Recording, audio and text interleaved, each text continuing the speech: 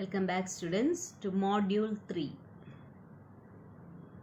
Here we are going to discuss about some optoelectronic junction devices like a photodiode. A photodiode is a receiver for optical signals. It is a reverse biased PN junction which is designed that the light falling on it may enter into the charge depleted region of the junction. When the diode is in dark, a small current known as reverse saturation current or leakage current flows in the circuit. This current is due to the drifts of electron hole pairs which are thermally generated in the charge depleted region. This leakage current increases with the rise in temperature.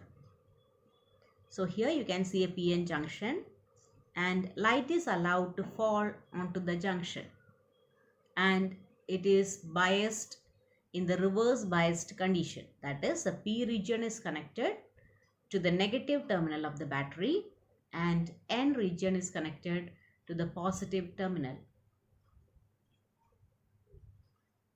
So, in application, photodiodes are used for detecting optical signals or they act as photodetectors.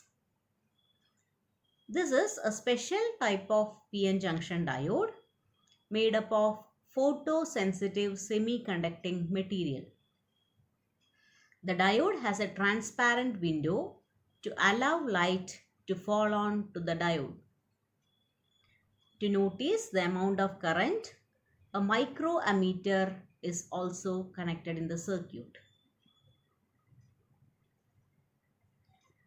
So in the case of a photodiode, the photons will fall onto the junction and they will create electron hole pairs. And electrons will be attracted towards the positive side of the battery and holes will be attracted towards the negative side of the battery, thus leading to a conduction of current. Now let us see its working in detail. It is operated under reverse bias below the breakdown voltage. When the photodiode is illuminated with light or photons with energy h nu greater than the energy gap of the semiconductor, electron hole pairs are generated due to the absorption of photons in or near the depletion region of the diode. Due to electric field at the junction, electrons and holes are separated before they combine.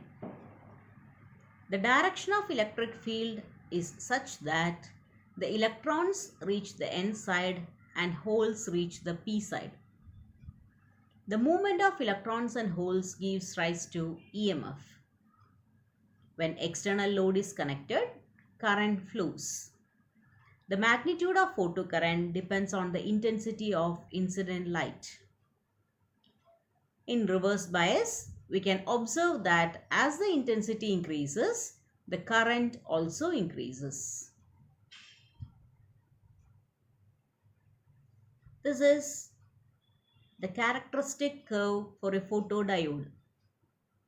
Since it is operated under reverse bias, the curve will be drawn in the third quadrant. You can see that after a certain value of voltage, the current becomes saturated and reaches a constant value. And the value of the saturation current increases with the intensity of incident light. This is the symbolic representation of a photodiode.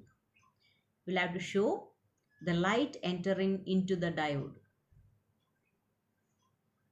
Hope you might have understood the working of a photodiode. Thank you, dear students.